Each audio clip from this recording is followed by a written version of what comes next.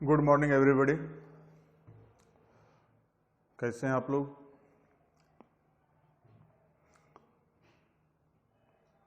हम लोग पिछले क्लास में देख रहे थे, फर्स्ट ऑर्डर रिएक्शन के लिए एक्सप्रेशन का मान देख रहे थे। आज हम लोग देखेंगे यहाँ पर अभी हाफ लाइफ पीरियड या अर्ध जीवन काल या अर्ध आयु, उसके बारे में जानकारी प्राप्त करेंगे। तो यहाँ पर हम लोग उसके बारे में पहले जानकारी प्राप्त करें। ये भी जो है इम्पॉर्टेंट है, आप लोग के लिए भी आई है, तो इसलिए यहाँ पर थोड़ा सा ध्यान से देखना है और बढ़िया समझना है इसको। ओके, चलिए। तो अर्ध आयु या अर्ध जीवन काल,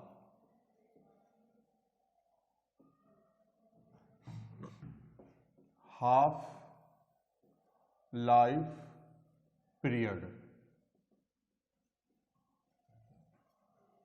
किसको कहेंगे? तो कहता है किसी रासायनिक प्रतिक्रिया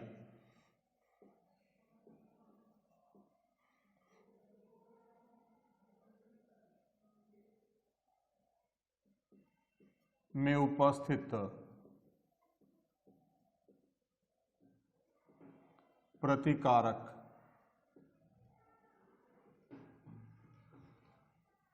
के प्रारंभिक मोलर सांद्रण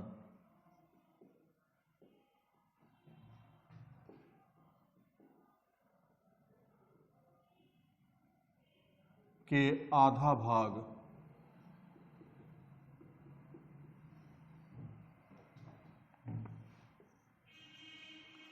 विखंडित हो जाने या विखंडन के पश्चात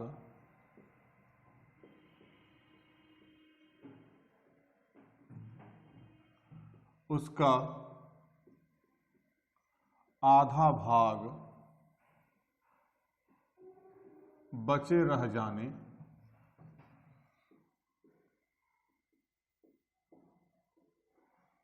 के दौरान जितना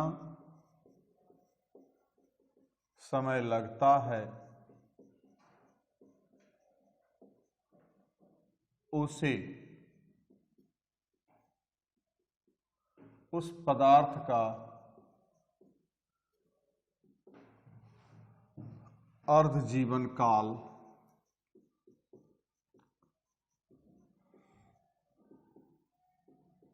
या अर्ध आयु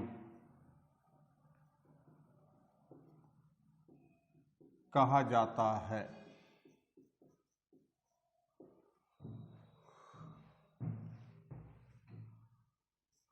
That time interval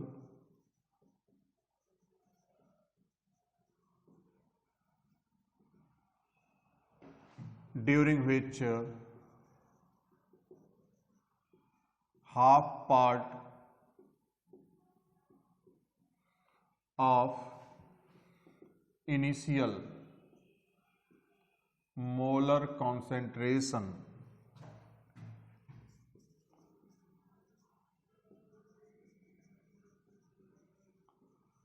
of reactant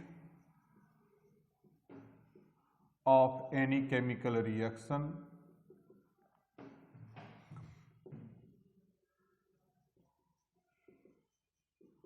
is decomposed or remained after decomposition या after reaction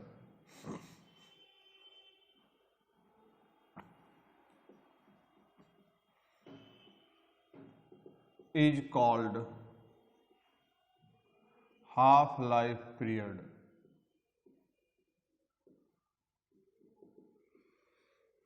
of that substance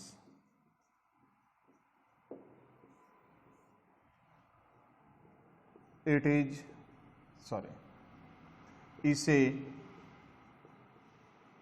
T half के रूप में दर्शाया जाता है।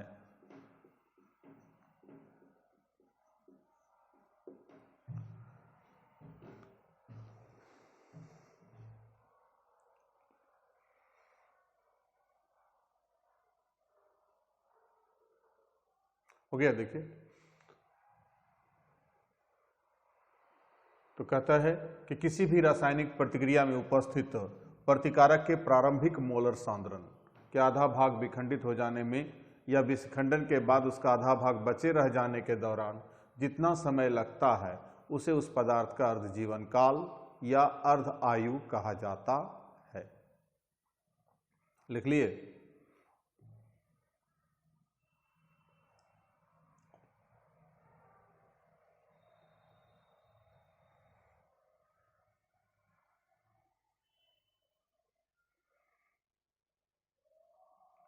ठीक है, तो समझिए यहां पर, तो कोई भी प्रतिक्रिया है, उस प्रतिक्रिया में जो उपस्थित प्रतिकारक है उसका प्रारंभिक मोलर सांद्रण बाय द वे हम 200 ग्राम ले लिए, 500 ग्राम ले लिए, तो 500 ग्राम लेंगे तो उसका आधा भाग खत्म हो जाने में, मतलब रिएक्शन जब चालू होता है तो वहां पर उसका आधा भाग, मतलब जाकर के जो है कि 500 लिए हैं तो 250 ग्राम खत्म हो गया, या नहीं तो 250 ग्राम बच गया।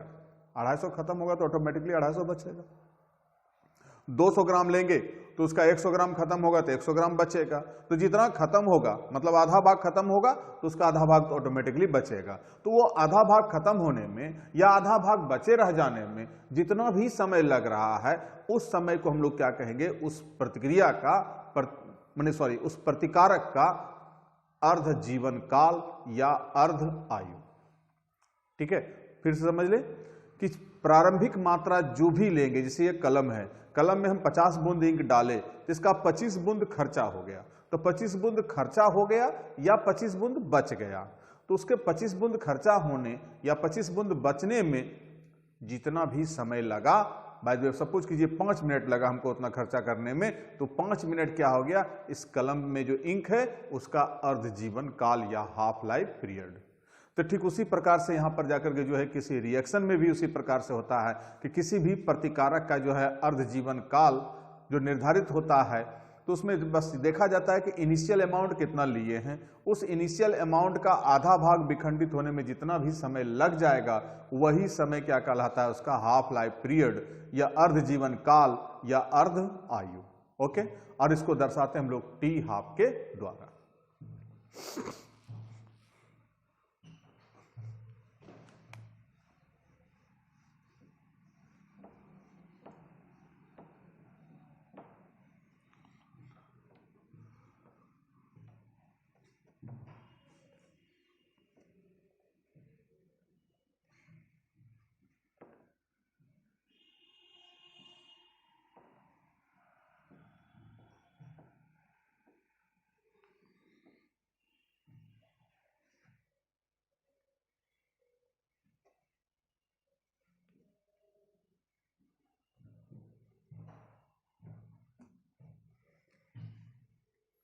अब यहां पर दोनों के लिए a number for zero order reaction, पहले जीरो ऑर्डर के लिए देखें और उसके बाद फिर तब फर्स्ट ऑर्डर रिएक्शन देखेंगे। तो यहां पर ए है, इधर कुछ प्रोडक्ट बन रहा है, तो प्रोडक्ट से कोई मतलब है नहीं, फिर से एक बार वही मानेंगे कि माना कि प्रतिकारक का प्रारंभिक मोलर सांद्रण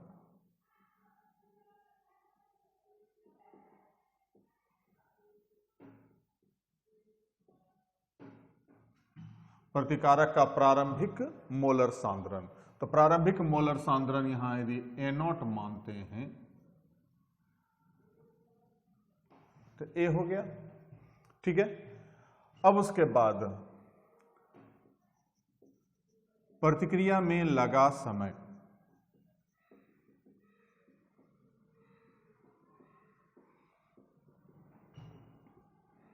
टी है, प्रतिक्रिया के दौरान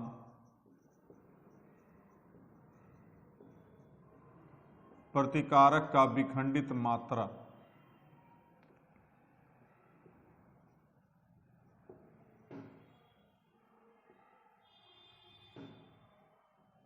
x है और प्रतिक्रिया के बाद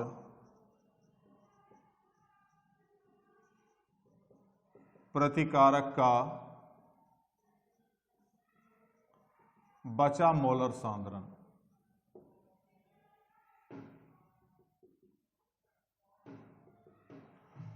बराबर A था। यही था। अब इसको मानते हैं यदि इसका प्रारंभिक मात्रा, यदि इसका आधा भाग विखंडित हो गया, मतलब इसका प्रारंभिक मात्रा जितना लिया उसका आधा भाग विखंडित, तो विखंडित मात्रा x बराबर हो जाएगा A0/2 अथवा A/2। इतना विखंडित हो गया तो बचा कितना, तो A-x लिखते थे, तो यहां पर हो गया A-A0/2 तो बराबर हो गया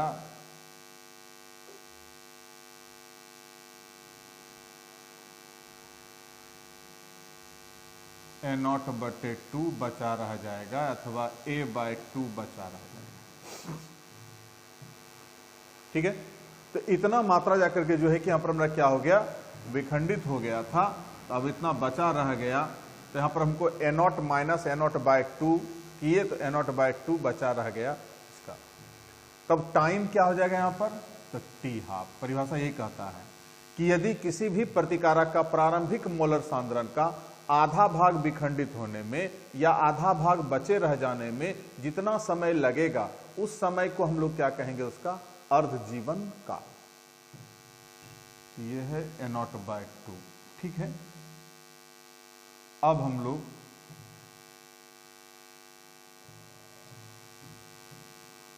जानते हैं कि, तो क्या जानते हैं, तो जीरो ऑर्डर के लिए जानते हैं K बराबर A0 माइनस A/T। अब इसके जगह पर रखेंगे तो A0 तो A0 रहेगा और A के जगह पर आ जाएगा A0/2 अब बटे, अब यहाँ T के जगह पर हो जाएगा T12। तो इसलिए T12 ये घट के हो जाएगा वही A0/2 और ये K चला आया यहाँ तो 2K अथवा A/2K। ये हो गया इसका व्यंजक जीरो ऑर्डर के लिए। तो T12 इक्वल टू हो गया A0/2K अथवा A/2K। लिखिए,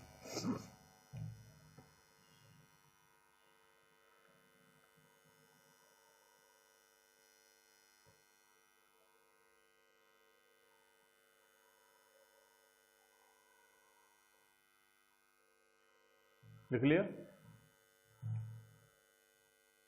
हो गया, आप लोग का हुआ, चलो ठीक।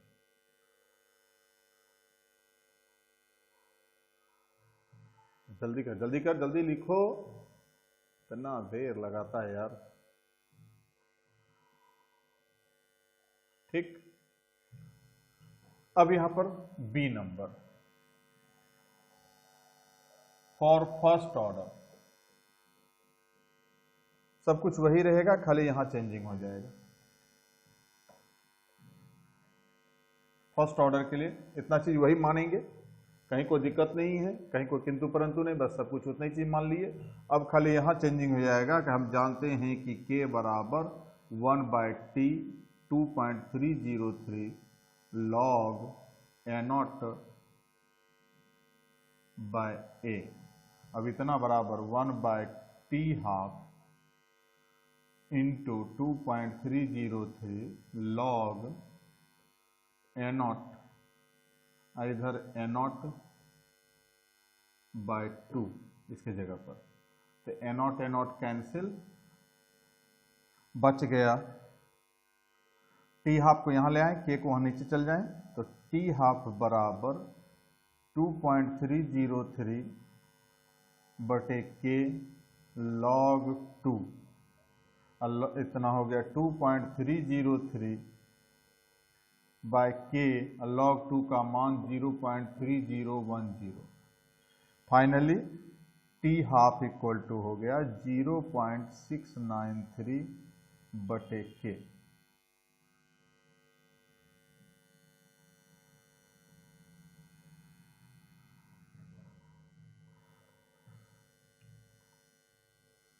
लिख लीजिए।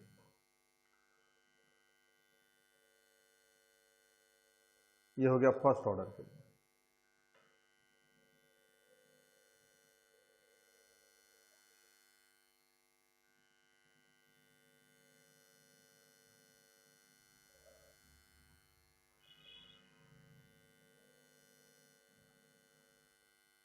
हो गया।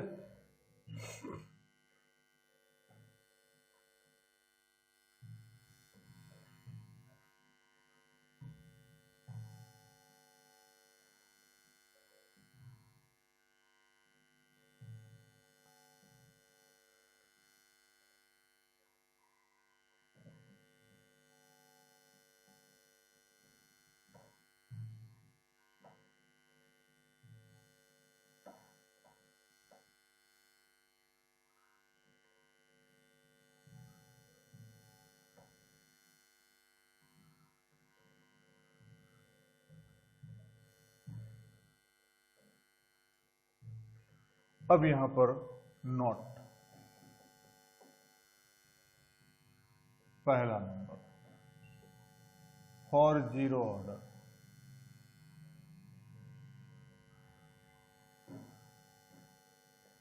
हम लोग जान चुके हैं T half equal to A naught by 2k अथवा a बाय 2k। तो कह सकते हैं अर्थात अर्ध आयु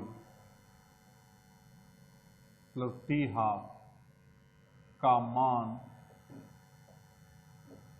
प्रारंभिक मोलर सांद्रण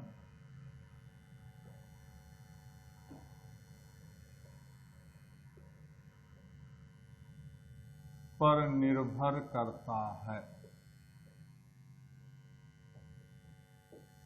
या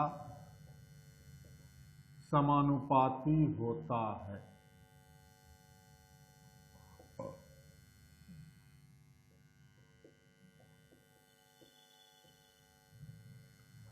दूसरी बात, टी हाफ का मान वेग स्थिरांक के पर भी निर्भर करता है या व्युत्क्रमानुपाती होता है, उल्टा समानुपाती है। तो वेग स्थिरांक बढ़ेगा तो टी हाफ का मान घटेगा, नीचे है के का मान, तो के का मान बढ़ेगा तो इसका मान घटेगा, के का मान घटेगा तो इसका मान क्या होगा, बढ़ेगा। जबकि ए नॉट या ए का मान बढ़ेगा तो इसका भी मान बढ़ेगा और उसका मान घटेगा तो इसका भी मान घटेगा, मतलब समानुपाती है। ये बढ़ेगा तो ये भी बढ़ेगा और ये घटेगा तो ये बढ़ेगा। इस प्रकार से हम लोग यहाँ पर देखते हैं कि 2 पॉइंट यहाँ पर निकल के आया कि किसी भी जीरो ऑर्डर रिएक्शन के लिए टी हाफ का मान जो है, अर्धायु का जो मान है, वो दोनों पर निर्भर कर रहा है, ए नॉट पर भी निर्भर कर रहा है और के पर भी निर्भर कर रहा है। के का उल्टा चलेगा, के का मान किसी कारणवश यदि चेंज होता है तो यदि के का मान बढ़ता है तो टी हाफ का मान घटेगा, के का मान घटेगा तो टी हाफ का मान बढ़ेगा। जबकि उसका मोलर सांद्रण का मान जो है, प्रारंभिक मोलर सांद्रण जो ए नॉट है, तो उस इनिशियल मोलर कॉन्सेंट्रेशन का मान यदि बढ़ता है तो उसका जो है कि मान टी हाफ का मान भी बढ़ेगा और यदि उसका ए नॉट का मान घटता है तो टी हाफ का मान भी क्या होगा, घटेगा। दूसरा number for first order reaction. तो फर्स्ट ऑर्डर रिएक्शन के लिए हम लोग क्या जानते हैं कि टी हाफ बराबर 0.693 बटे के। ठीक है, अर्थात पहला बात, टी हाफ का मान सिर्फ के पर निर्भर करता है।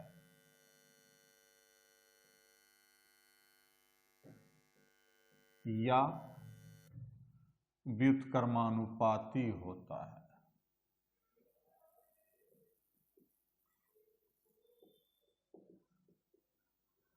ठीक है, तो यहां भी टी हाफ का मान जो है के का व्युत्क्रमानुपाती होता है। के का मान बढ़ेगा तो टी हाफ का मान घटेगा। दूसरा पॉइंट, टी हाफ का मान प्रतिकारक के प्रारंभिक मोलर सांद्रण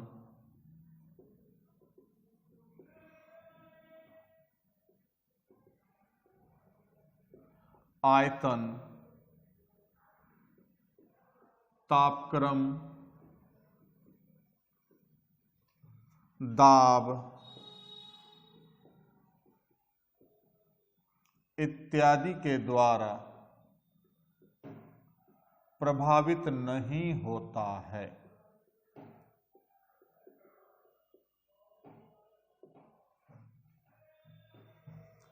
मतलब ना ताप पर निर्भर करेगा, ना दाब पर निर्भर करेगा, ना आयतन पर निर्भर करेगा, ना प्रारंभिक मोलर सांद्रण पर निर्भर करेगा, किसी पर भी निर्भर नहीं करेगा। ये सिर्फ निर्भर करेगा तो के पर निर्भर करेगा, बाकी और किसी पर निर्भर नहीं करेगा।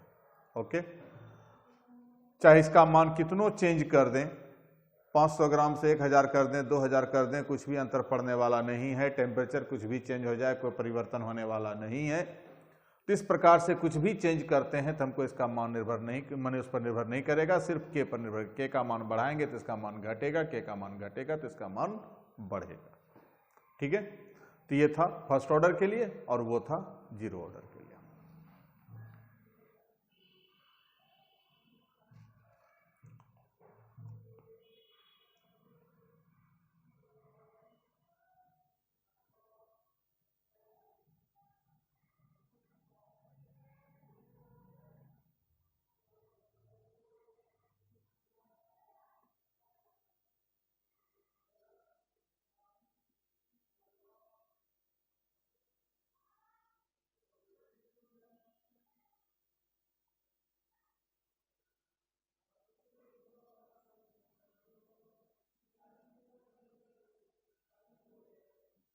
हो गया?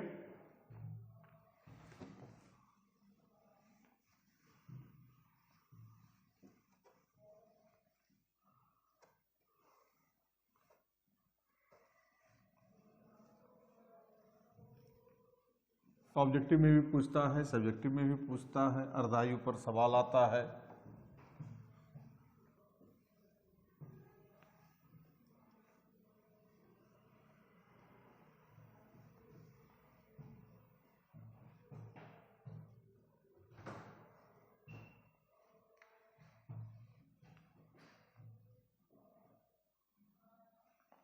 अब क्वेश्चन देखते हैं। जैसे क्वेश्चन यहां पर दिया कि 100 डिग्री सेंटीग्रेड ताप पर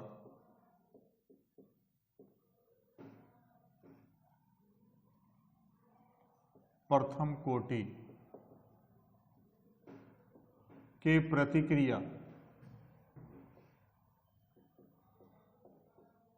का अर्ध आयु, प्रतिक्रिया के प्रतिकारक, सॉरी, प्रतिक्रिया के प्रतिकारक का अर्ध आयु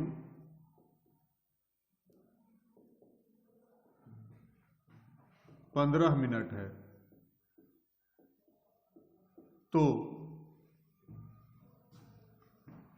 200 डिग्री सेंटीग्रेड ताप पर अर्ध आयु कितना होगा?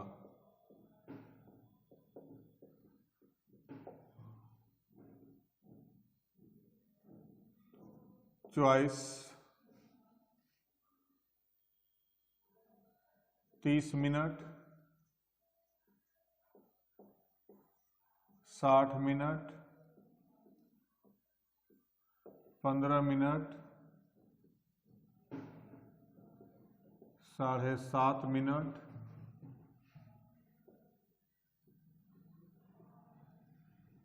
तो आंसर हो जाएगा यहां पर क्योंकि अभी जस्ट बोले हैं कि तापक्रम का मान कितनों बढ़ा दें, यदि प्रथम कोटि की प्रतिक्रिया रहेगा तो तापक्रम का मान बढ़ाने या घटाने से कोई प्रभाव पड़ने वाला नहीं है। ऐसा नहीं करेंगे कि एक एक नियम पर बना देंगे कि 100 पर 15 है तो 200 पर 30 हो जाएगा, ऐसा गलत नहीं करेंगे। तो आंसर हो जाएगा मेरा सी नंबर 15 मिनट। इसी प्रकार से क्वेश्चन जैसे आता है किसी प्रथम कोटि के प्रतिक्रिया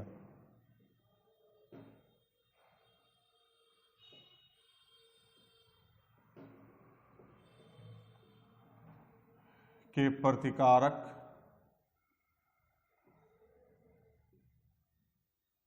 का मोलर सांद्रण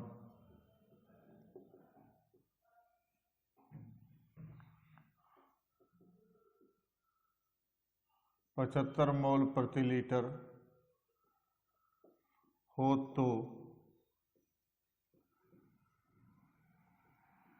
उसका अर्ध आयु 1 घंटा है। अब यदि उसका मोलर सांद्रण बढ़ाकर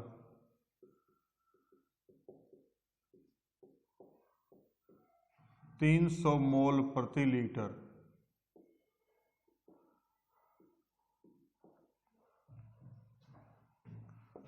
कर दिया जाए तो अर्ध आयु डैश होगा। तो 4 चॉइस 1 घंटा, 4 घंटा,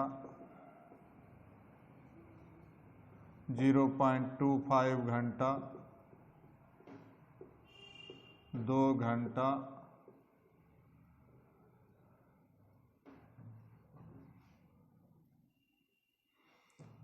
तो यहां भी आंसर हो जाएगा उसी प्रकार से कि मोलर सांद्रण का मान कितनों चेंज करेंगे यहां प्रथम कोटि वर्ड जैसे आया तो मोलर सांद्रण कुछ भी चेंज कर दें तो इसका जो है कि हमको अर्ध आयु जितना था उतना ही रहेगा।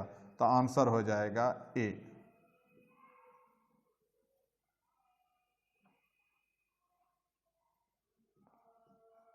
एक घंटा।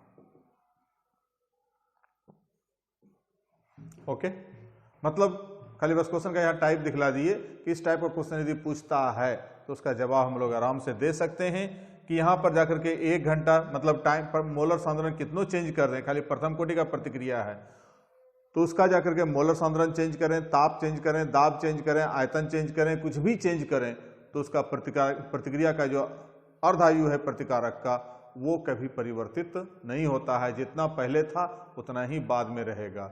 इसलिए इसका भी आंसर हो गया उतना ही। लिखिए इसको।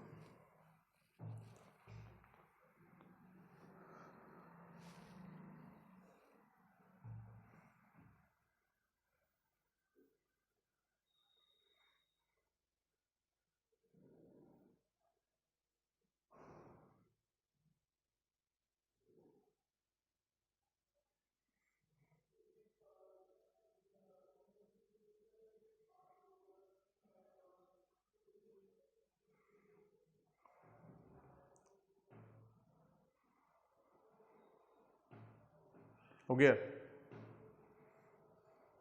जल्दी करो जल्दी करो।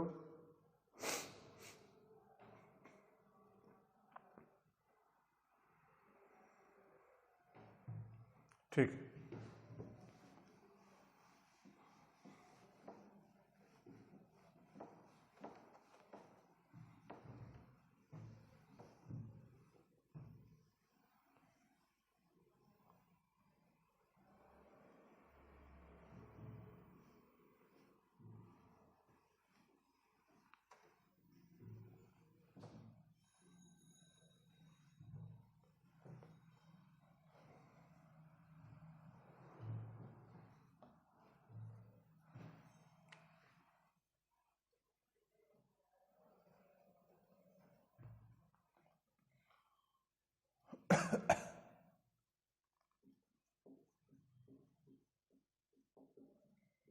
औसत आयु, एवरेज लाइफ।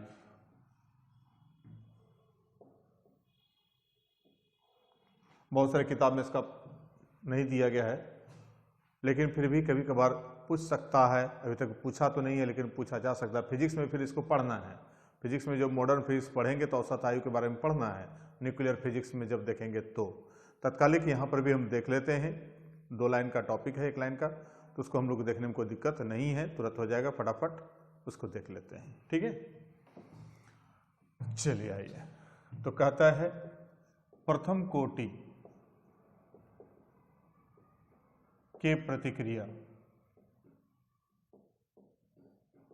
के प्रतिकारक के वेग स्थिरांक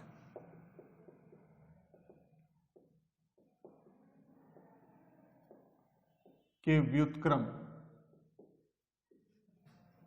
को उसका औसत आयु कहा जाता है।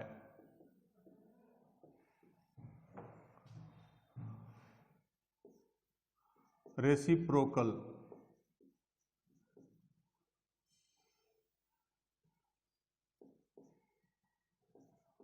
ऑफ रेट कांस्टेंट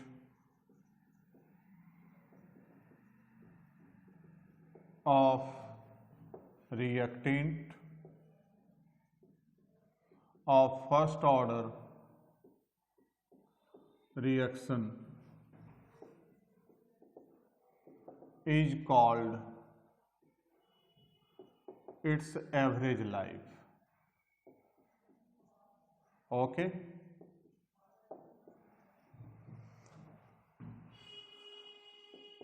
इसे कैपिटल T के द्वारा दर्शाया जाता है।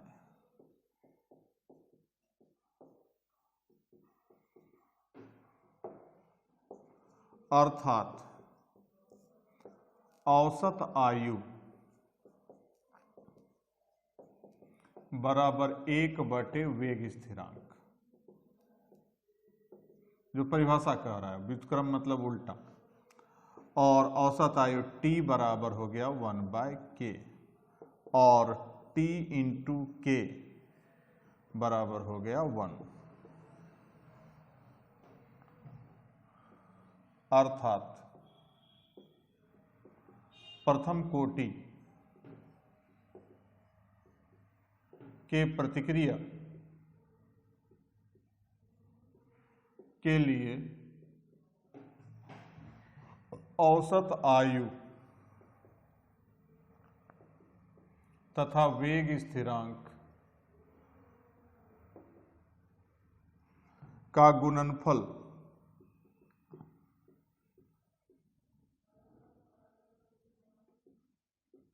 हमेशा 1 के बराबर होता है।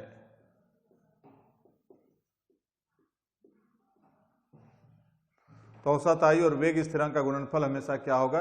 यहाँ औसत आयु है, यहाँ वेग स्थिरांक है, दोनों गुणनफल हमेशा क्या होगा? 1 के बराबर होगा। परंतु हम जानते हैं कि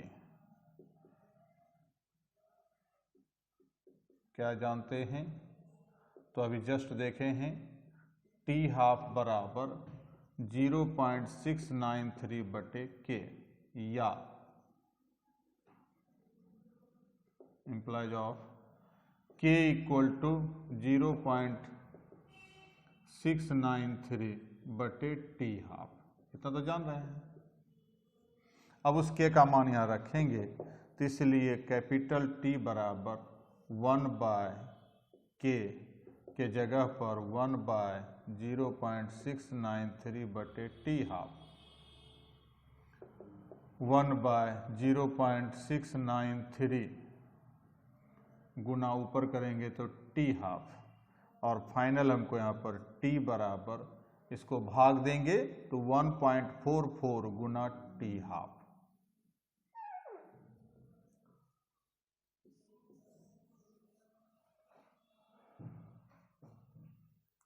इतना आएगा। लिखिए इसको,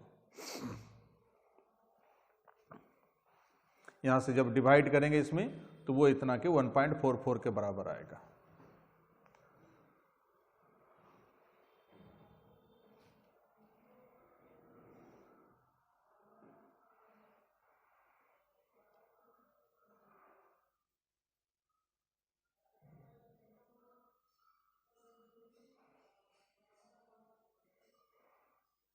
हो गया?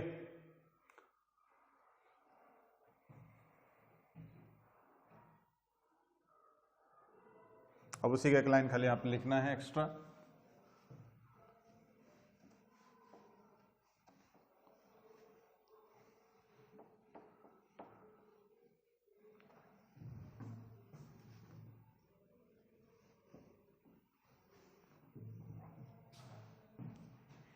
अब इसके बारे में यहां पर उठा के हम लोग यहां ले आते हैं, अर्थात क्या कहता है कि किसी प्रथम कोटि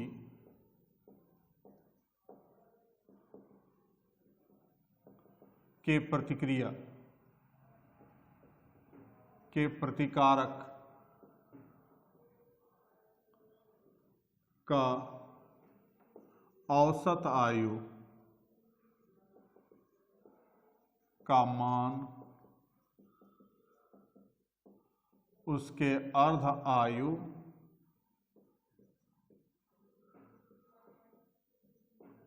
के 1.44 गुना के बराबर होता है। 1.44 गुना के बराबर होगा। इतना दोनों को गुना करेंगे तो हमको टी का मान बराबर, ठीक है। तो इस प्रकार से हम लोग यहाँ पर एक नया टॉपिक हम लोग देखे, औसत आयु। अब इसके बाद हम लोग देखेंगे अगला टॉपिक जो अब हम लोग न्यूमेरिकल पर आएंगे। यहाँ पर अब सवाल बनेगा, दोनों जो व्यंजक स्थापित किए, 0 ऑर्डर के लिए, फर्स्ट ऑर्डर के लिए और उसके बाद अर्ध आयु के लिए, तो सबको मिला करके यहाँ पर न्यूमेरिकल देखेंगे। अगले क्लास में मिलते हैं न्यूमेरिकल के साथ, तब तक के लिए धन्यवाद।